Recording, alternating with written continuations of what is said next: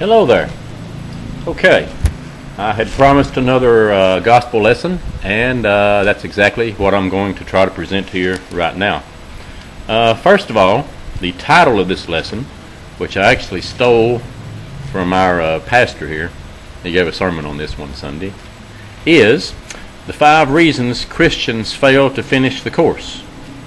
The text is taken from Luke chapter 14, verses 28 through 30. I'm going to try to make this short today, okay? The number one reason that Christians fail to finish the course is they have no purpose. Underline that word purpose. Look in 2 Timothy chapter 3 and verse 10, also Acts chapter 9 and verse 6. Chapter 9 verse 6, which we briefly discussed last time. In that verse, Paul is asking the Lord, "What wilt thou have me to do?" So Paul is putting himself forward there, asking the Lord a direct question, "What wilt thou have me to do?" You have to have a purpose. Now, I could probably give an entire 45-minute sermon on Filipinos that have no purpose. Long story there. And I can give you some real-life examples, but probably wouldn't mean a whole lot to you. You don't know the people I'm talking about. But trust me, if you don't have a purpose, you're just going to go floating along through life just like a piece of dead wood that you throw in the creek and you watch it drift away. Well, that's what a lot of people are doing with their lives. So, they have no purpose. Number 2 on the list would be they have no plan. They have no plan. Text for that would be Colossians verses 1 chapter 9 and Habakkuk chapter 2 and verse 3. Without a plan, how is anything going to get done? You can't run the nation without a plan.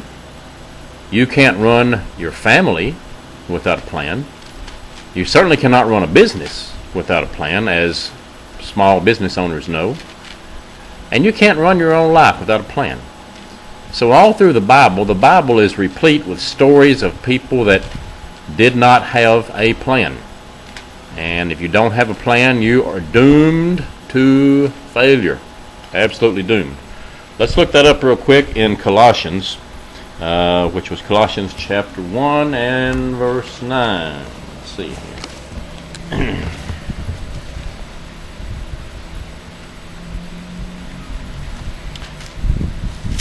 Which says in Colossians here, the fan is blowing the pages of my Bible. Okay.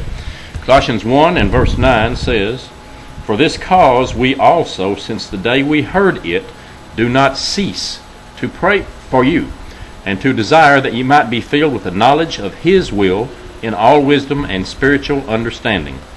This is Paul, of course, encouraging the church there at Colossae, and he is saying we have not ceased to pray for you.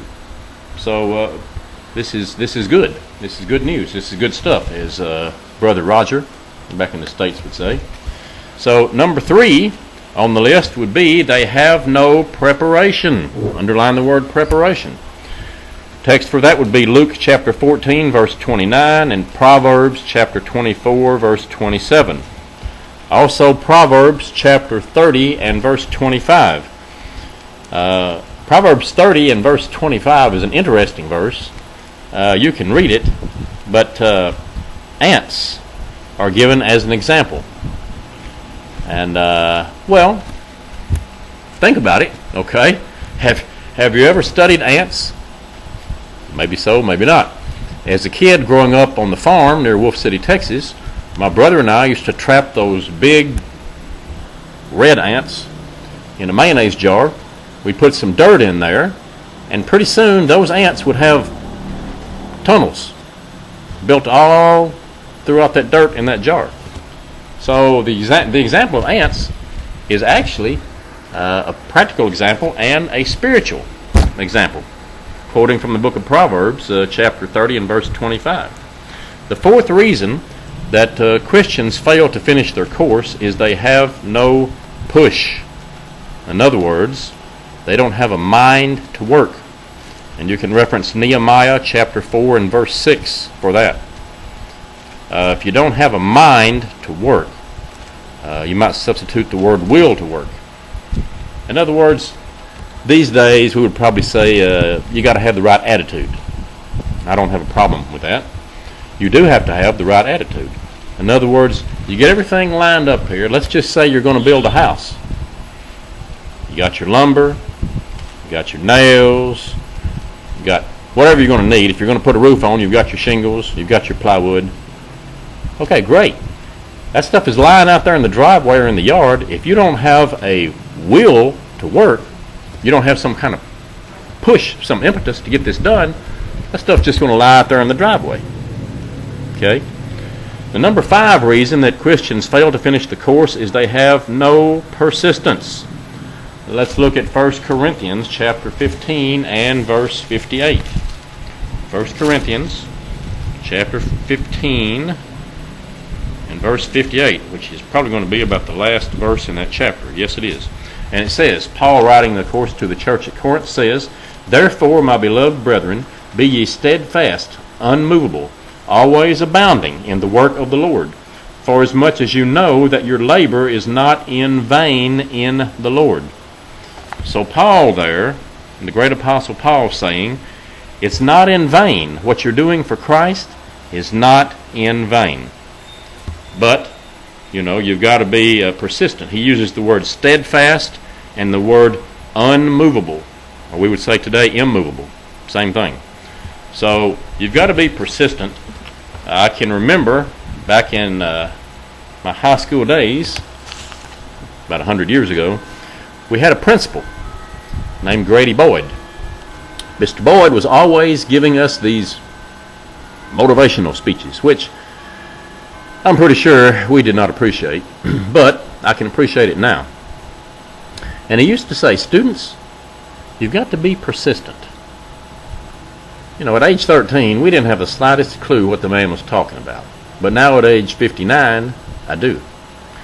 So you've got to keep on keeping on, would be, a way of putting it in today's language, I suppose. So this has been real short and not real detailed. I'm trusting you, all you people out there that are listening to this, I'm trusting you to look up these scriptures and apply them to your life. Because just as I said last time in the message I gave, if you can't apply these Christian principles, these scriptures to your everyday life, what good is it? So I promise I will get more detailed later on. I have certain personal reasons why I'm rushing this one up, which I won't go into here. But anyway, so look these verses up. Think about these things. As always, pray about these things. And I hope it'll help your life and enrich your life. And that's all I have to say this go-around. Everybody take it easy. I'll pray for some rain for Texas. God bless.